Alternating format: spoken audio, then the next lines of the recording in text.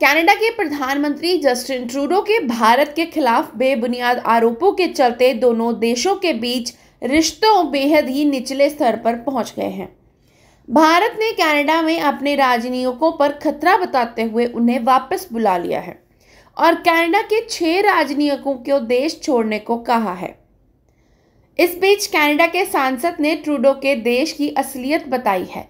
कनाडाई सांसद चंद्रा आर्य ने कहा है कि कनाडा में खालिस्तानी अलगाववादी गतिविधियों के चलते हिंदू समुदाय डरा हुआ है। एक वीडियो संदेश में चंद्रा आर्य ने कहा, मैंने हाल ही में हुए घटनाक्रमों के बारे में कनाडा भर के हिंदुओं की चिंताओं को सुना है।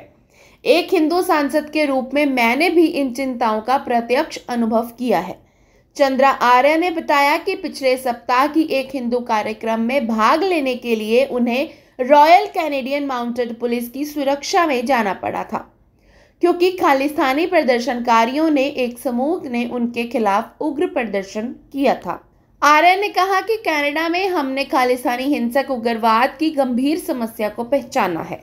उन्होंने आगे कहा, मैंने अभी तक किसी भी राजनेता या सरकारी अधिकारी को हिंदू कनाडाई लोगों को आश्वस्त करते हुए नहीं सुना है, जिनमें से कई हाल ही घटनाओं के मद्देनजर अपनी सुरक्षा के लिए चिंतित और डरे हुए हैं।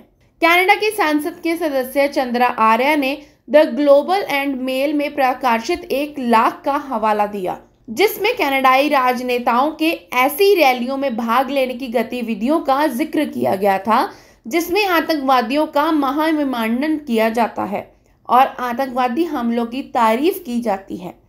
कनाडाई अखबार ने लिखा था, इस देश के और सभी देशों के राजनीतिक नेताओं को दूसरे देशों में अलगाववादी आंदोलनों को प्रोत्साहित नहीं करना चाहिए, खास तौर पर जो हिंसा का समर्थन करते हैं या उनमें शामिल होते हैं।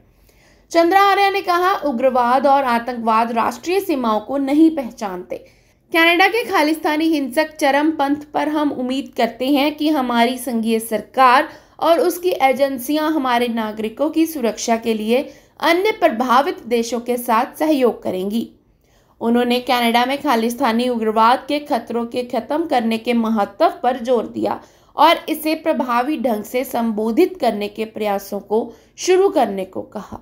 कनाडाई हिंदुओं को संबोधित करते हुए उन्होंने कहा कि हम इस देश के सबसे शिक्षित और सफल समुदायों में से एक हैं, जो कनाडा की प्रगति में बहुत योगदान दे रहे हैं। इसके बावजूद हमारे लो प्रोफाइल को अक्सर राजनेता हमारी कमजोरी समझ लेते हैं। मैं आपकी ओर से वकालत करने की कसम खाता हूं, लेकिन मेरे अकेले प्रयास काफी नहीं हैं।